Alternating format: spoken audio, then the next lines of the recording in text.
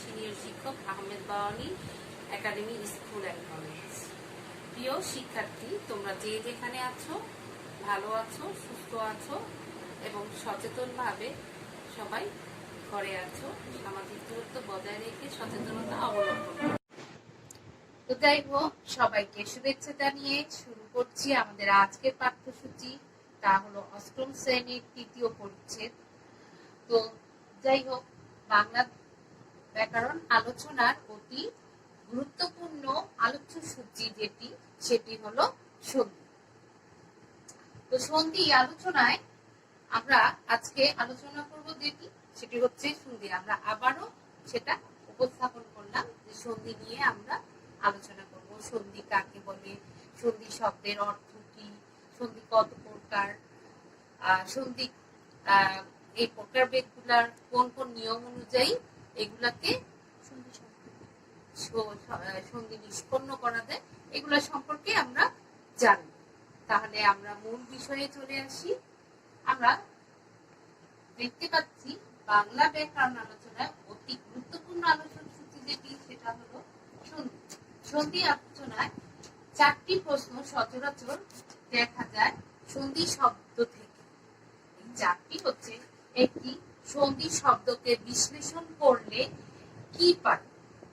দ্বিতীয়, বাংলা ব্যাকরণে কোন বিশ্লেষণ প্রক্রিয়া অনুযায়ী সন্ধিকে বিশ্লেষণ করা যায়? তৃতীয় হচ্ছে সন্ধি শব্দের অর্থ কি?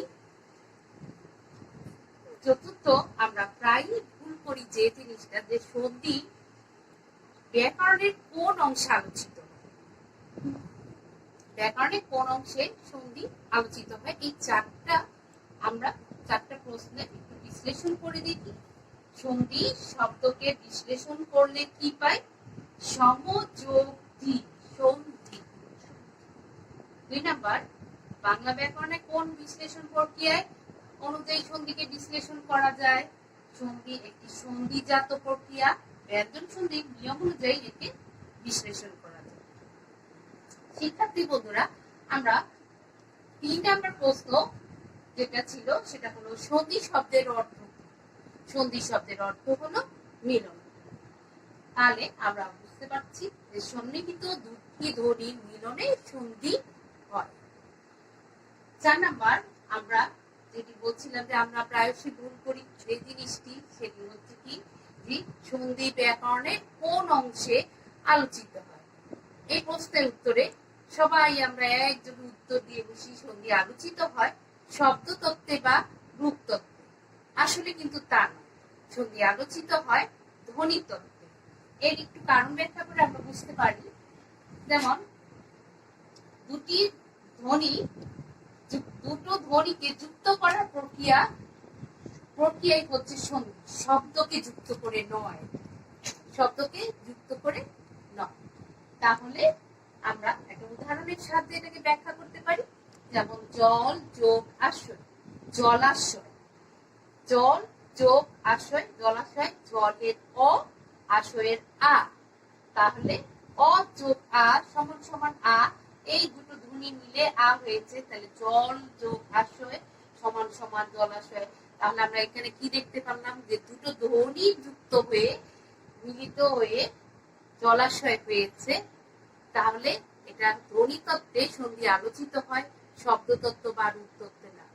তাহলে শিক্ষার্থী বন্ধুরা, এই জিনিসটা আমরা অতীব মনোযোগ সহকারে একটু শোনার পর এটা আমাদেরকে মনে রাখতে হবে যে সন্ধি কখনোই শব্দতত্ত্বে আলোচিত নয়, শব্দতত্ত্বে আলোচিত হয় না, আলোচিত হয় সেটা ধ্বনিতত্ত্বে। এরপরে আমরা আসি সন্ধির সংজ্ঞা বিশ্লেষণ।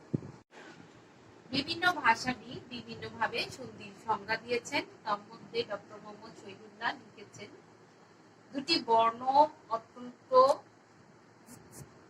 নিকটবর্তী হলে উচ্চারণের সুবিধার জন্য উভয়ের মিলন হয়ে এক বর্ণ বা একের রূপান্তর বা একের লোপ বা উভয়ের রূপান্তর হলে এরূপ মিলনকে সন্ধি বলে। এই সংজ্ঞার আলোকে বলা যায়, পাশাপাশি অবস্থিত দুটি ধ্বনির মিলনের ফলে যদি এক ধ্বনির সৃষ্টি হয় তবে তাকে সন্ধি বলে। তাহলে মূলত আমরা জানলাম সন্ধি মানে হচ্ছে দুটি আশেপাশে দুটি ধ্বনির মিলন। এরপরে আমরা আসতে পারি সেটা হলো সন্ধি কত প্রকার। তো শিক্ষার্থী বন্ধুরা, আমরা মোটামুটি প্রাথমিকভাবে জানলাম সন্ধি কি, সন্ধি শব্দের অর্থ কি, সন্ধি কোন অংশে ব্যাকরণে কোন অংশে আলোচিত হয়, সন্ধির সংজ্ঞা। তাহলে এবার আমরা আলোচনায় আসবো সন্ধি কত প্রকার। সন্ধি প্রকারভেদ নিয়ে আমরা প্রায়শই ভুল উত্তর দিয়ে থাকি। সেটা হচ্ছে কাউকে জিজ্ঞেস করা হলে যে সন্ধি কত প্রকার, কেউ কেউ তার উত্তর দেয় 2 প্রকার, কেউ 3 প্রকার। মূলত সন্ধি হচ্ছে 2 প্রকার। এখানে আমরা যখনই সন্ধি 2 প্রকার বলা হয় তখনই আমরা চলে আসি সেখানেও ভুল উত্তর। সেখানেই আমরা বলে ফেলি একটা হচ্ছে স্বরসন্ধি আর একটা হচ্ছে বিসর্গ সন্ধি।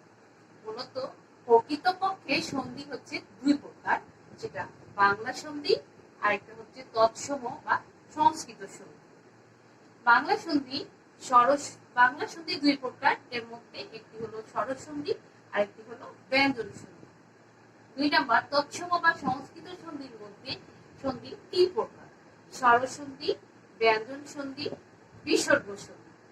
তাহলে আমরা কি দেখলাম যে সন্ধি মূলত 2 প্রকার। 2 প্রকারের মধ্যে বাংলা সন্ধি 2 প্রকার, তৎসম বা সংস্কৃত সন্ধি 3 প্রকার। তাহলে এবার আমরা আলোচনায় আসি, যে আলোচনাটুকু আমাদের খুবই গুরুত্বপূর্ণ এবং মনোযোগ সহকারে এটাকে বুঝতে হবে।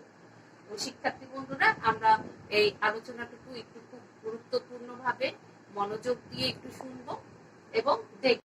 তাহলে স্বরধ্বনি যোগ স্বরধ্বনিতে স্বরসন্ধি, স্বরধ্বনি ব্যঞ্জনধ্বনিতে ব্যঞ্জন সন্ধি, ব্যঞ্জন ধ্বনি স্বরধ্বনিতে ব্যঞ্জন সন্ধি, ব্যঞ্জন ধ্বনি ব্যঞ্জন ধ্বনিতে ব্যঞ্জন সন্ধি। তাহলে আমরা দেখতে পেলাম শুধু স্বরধ্বনি আর স্বরধ্বনিতে স্বরসন্ধি হয়, বাকি 3টি প্রক্রিয়ার মধ্যে 3টি হচ্ছে ব্যঞ্জন সন্ধি। সে ব্যঞ্জন ধ্বনিতে স্বরধ্বনিতে ব্যঞ্জন সন্ধি, স্বরধ্বনিতে ব্যঞ্জন ধ্বনিতে ব্যঞ্জন সন্ধি, ব্যঞ্জন ধ্বনি এবং ব্যঞ্জন ধ্বনিতে ব্যঞ্জন সন্ধি। বাকি রইল সেটা হলো বিসর্গ সন্ধি। বিসর্গর সাহায্য নিয়ে যে সন্ধি নিষ্পন্ন হয় তাকে বিসর্গ সন্ধি বলে। যেমন নির্গত, বিসর্গ যোগ গত, নির্গত। তাহলে আমরা আমাদের এই আলোচনায় সন্ধির প্রকারভেদের আলোচনায় আমরা দেখতে পেলাম যে স্বরধ্বনি মিলিত হয়ে স্বরসন্ধি হলো, আর স্বরধ্বনি ব্যঞ্জন ধ্বনি মিলিত হয়ে ব্যঞ্জন সন্ধি, ব্যঞ্জন ধ্বনি স্বরধ্বনি মিলিত হয়ে ব্যঞ্জন সন্ধি, ব্যঞ্জন ধ্বনি এবং ব্যঞ্জন ধ্বনি মিলিত হয়ে ব্যঞ্জন সন্ধি। বিসর্গর সাহায্য নিয়ে যে সন্ধি সেটা হলো বিসর্গ সন্ধি। এবার বলা যায় আমরা যে শব্দেরই সন্ধি করব সেই শব্দের আগের এবং পরের অংশ বুঝতে পারব। অর্থাৎ দুটো ধ্বনির সন্ধি প্রথম শব্দের শেষ ধ্বনি এবং পরের শব্দের প্রথম ধ্বনির মিলনে হয়। এই অংশটুকু আমরা আবার একটু বোঝার চেষ্টা করি। দুটো ধ্বনির সন্ধি প্রথম শব্দের শেষ ধ্বনি এবং পরের শব্দের প্রথম ধ্বনির মিলনে হয়। যেমন আশা যোগ অতি, আশাদ। আশার তালব্যস্য আকার, আকার মানে স্বরে আ, অতীতের অ।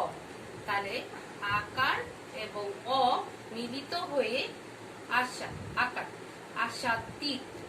তাহলে আমরা কি দেখতে পাচ্ছি যে প্রথম শব্দের আশার আ হচ্ছে প্রথম শব্দের শেষ ধ্বনি, আর অতীত পরের শব্দের অতীতের অ হচ্ছে পরের শব্দের প্রথম ধ্বনি। তাহলে আমরা উপরোক্ত আলোচনার সাথে উদাহরণের মিল পেয়েছি। আমরা বোঝার জন্য আরেকটু চেষ্টা করি। আশা আ প্রথম শব্দের শেষ ধ্বনি, অতীত পরের শব্দের অতীতের অ পরের শব্দের প্রথম ধ্বনি, এই দুটি মিলন হবে। এখন আমরা যেটা জানবো যে কেন আমরা সন্ধি শিখব, সন্ধির প্রয়োজনীয়তা কি, সন্ধি শেখার উদ্দেশ্য কি। কি উদ্দেশ্যে আমরা সন্ধি শিখব। তাহলে আমরা দেখতে পাচ্ছি যে সন্ধি শিখবো আমরা এই জন্য, উচ্চারণের সুবিধার জন্য, ভাষার শ্রুতি মাধুর্য, ভাষার সংক্ষিপ্তকরণ। তাহলে আমরা একটা উদাহরণের মাধ্যমে এটাকে বিশ্লেষণ করতে পারি। যেমন আমরা বিদ্যালয়ে যাব, যদি এটা বলি তাহলে কি বোঝা যাচ্ছে? আমরা বিদ্যালয়ে যাব বললে ভাষাকে ভাষার মধ্যে শ্রুতি মাধুর্য আসছে না, উচ্চারণের সুবিধাও হচ্ছে না, ভাষার সংক্ষিপ্তকরণও হচ্ছে না।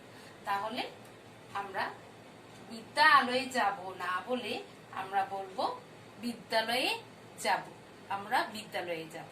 তাহলে ভাষাকে শ্রুতি মাধুর্য করার জন্য, উচ্চারণের সুবিধার জন্য, ভাষাকে সংক্ষিপ্ত করার জন্য আমরা সন্ধি শিখব। এবার আমরা প্রাথমিক যতটুকু ভাষা সম্পর্কে আমাদের সন্ধি সম্পর্কে আমাদের জানা দরকার ততটুকু জানলাম। বাকি রইল যে সন্ধিতে আমরা করব এর প্রক্রিয়াগুলো কি হবে। তাহলে আমরা এখানে দেখতে পাচ্ছি সন্ধি করার প্রক্রিয়াগুলো হলো, একটা হলো মিলন করে, লোপ করে, পরিবর্তন করে, উভয় ধ্বনি পরিবর্তনে নতুন সন্ধি সৃষ্টি করে। তাহলে আমরা এগুলো বিশ্লেষণ করে দেখি। মিলন করে, যেমন বিদ্যা যোগ আলয়, বিদ্যালয়। তাহলে দেখি বিদ্যার আ, আলয়ের আ যুক্ত হয়ে হয়েছে আ।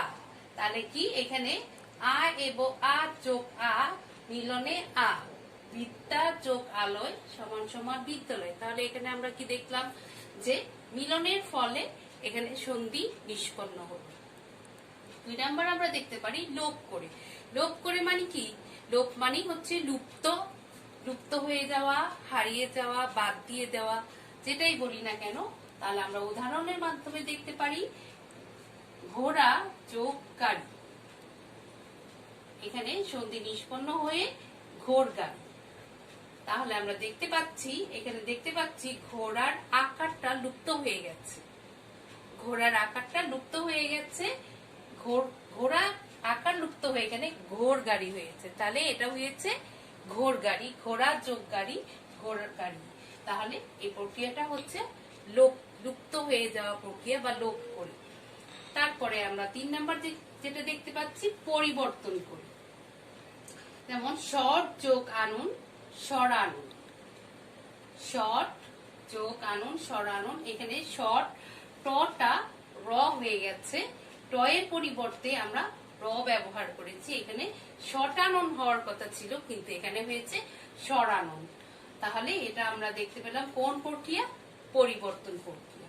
এরপর উভয় ধ্বনির পরিবর্তন করে আমরা নতুন সন্ধি ধ্বনির সৃষ্টি করে সন্ধি করতে পারি, এটা একটা প্রক্রিয়া। যেমন উদ যোগ চারণ, উচ্চারণ, এখানে দুটো ধ্বনিরই পরিবর্তন হয়ে উচ্চারণ হয়েছে।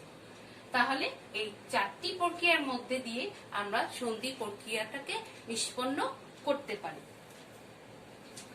তাহলে আমাদের পরবর্তী আলোচনায় আমরা যা শিখব সেটা হলো আমাদের সমাস নিষ্পন্ন করার, সন্ধি নিষ্পন্ন নিয়ম।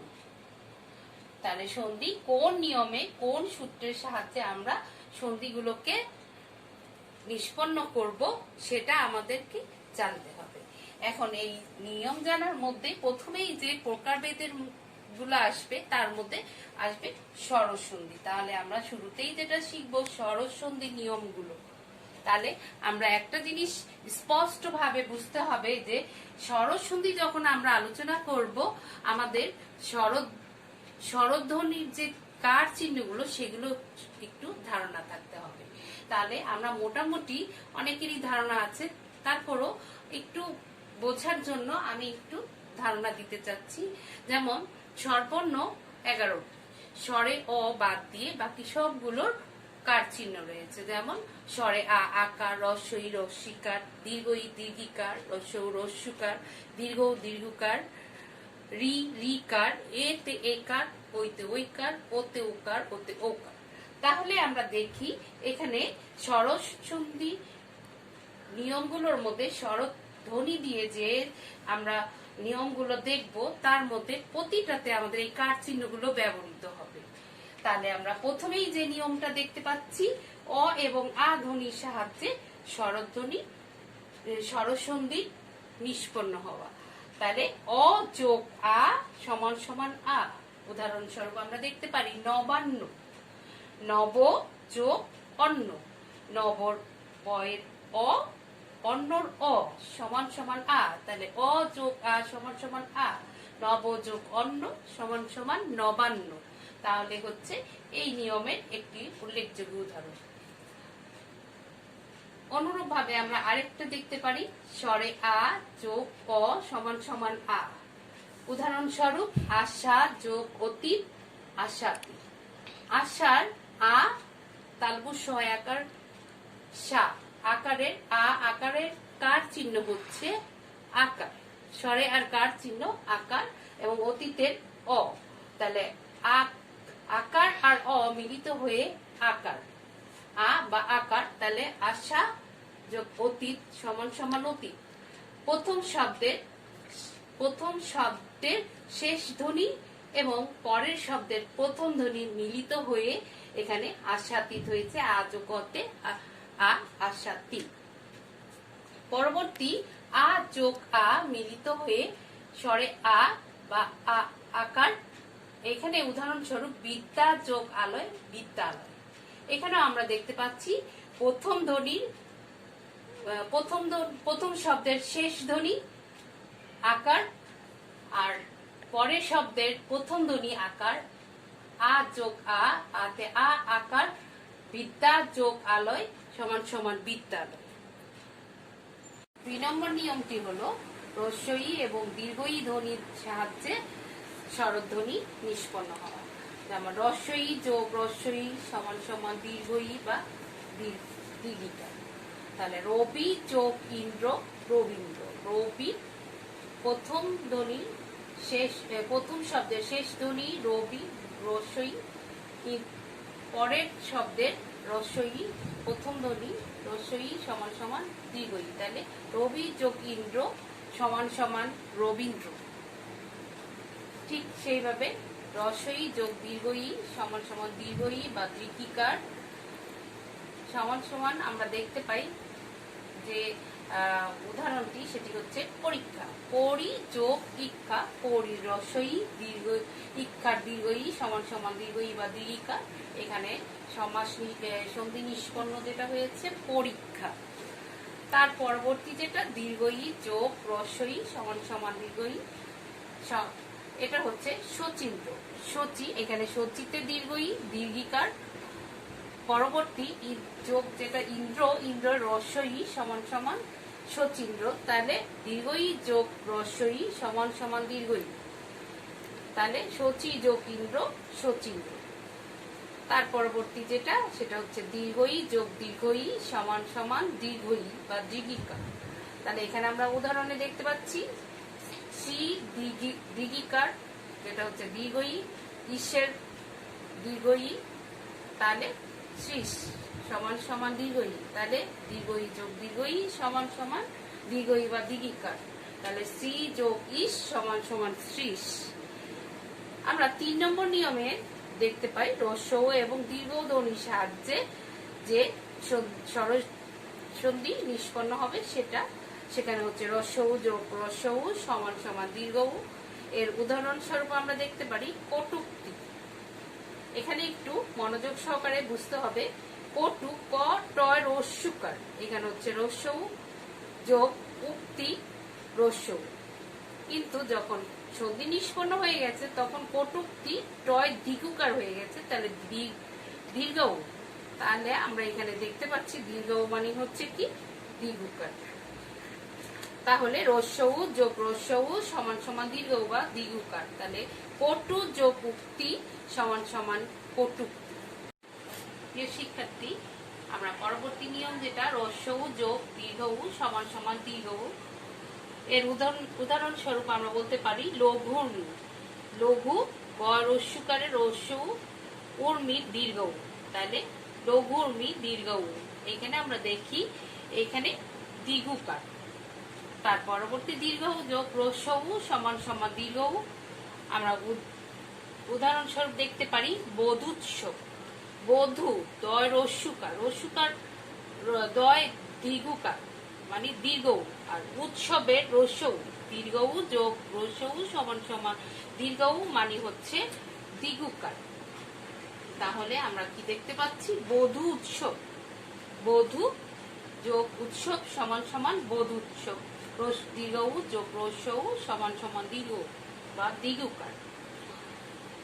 তারপরে আমরা যেটা দেখতে পাচ্ছি 4 নাম্বার নিয়ম অনুসারে আমরা যেটা পাচ্ছি অ আ প্লাস রস্যই দীর্ঘই। এই সূত্র অনুযায়ী বা নিয়ম অনুযায়ী আমরা যেটা দেখতে পাচ্ছি স যোগ ইচ্ছা সমান সমান স্বেচ্ছা।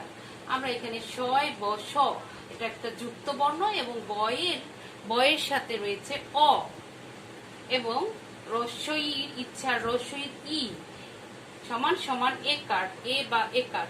তাহলে স্বেচ্ছা সূত্র অনুযায়ী আমরা দেখতে পাচ্ছি অ যোগ ই সমান সমান এ বা একার। তাহলে স যোগ ইচ্ছা সমান সমান স্বেচ্ছা। ঠিক অনুরূপ অ যোগ রস্যই সমান সমান একার। এখানে আমরা উদাহরণস্বরূপ পেয়েছি অপেক্ষা, অপ যোগ ইক্ষা, অপর অ রস ইক্ষার দীর্ঘই সমান সমান একার। তাহলে অপ যোগ ইক্ষা সমান সমান অপেক্ষা। আমরা 5 নম্বর নিয়ম অনুযায়ী যেটা দেখতে পাচ্ছি অ যোগ আ, অ আ যোগ রস্যউ দীর্ঘউ সমান সমান ও বা ওকার। আচ্ছা, তাহলে আমরা এখানে আসি স্বরে ও যোগ রস্যউ সমান সমান ও বা ওকার। উদাহরণস্বরূপ আমরা দেখতে পাচ্ছি সূর্যোদয়, সূর্য যোগ উদয়, সূর্যর অ উদয়ের রস্যউ সমান সমান ও। তাহলে সূর্য যোগ উদয়। তাহলে আমরা এখানে কি দেখতে পাচ্ছি? এই যে ওকার, এটা হচ্ছে ওকার, ওটার ওকার সূর্যোদয়। পরবর্তী আমরা যেটা দেখতে পাচ্ছি স্বরে আ যোগ দীর্ঘউ সমান সমান ও বা ওকার। মহা যোগ উর্মি, মহা উর্মি। তাহলে এই মহা আকারের আ এখানে উর্মির দীর্ঘউ সমান সমান ওকার। তাহলে মহা আকার উর্মির দীর্ঘউ সমান সমান ওকার, মহর্মি। প্রিয় শিক্ষার্থী, আজ এই পর্যন্ত আমাদের যে আলোচনা ছিল স্বরসন্ধির 5টি নিয়ম এবং সূত্র আমরা জানলাম। বাকি সূত্রগুলো আমরা পরবর্তী ক্লাসে জানবো। সেই সাথে আমরা ব্যঞ্জন সন্ধি এবং বিসর্গ সন্ধি আলোচনায় আনবো। তা আজ এই পর্যন্তই থাকলো। সবাই সুস্থ থাকো, ভালো থাকো, নিরাপদ থাকো, সামাজিক দূরত্ব বজায় রাখো। এই পর্যন্ত সবাইকে স্বাগত জানিয়ে আল্লাহ হাফিজ।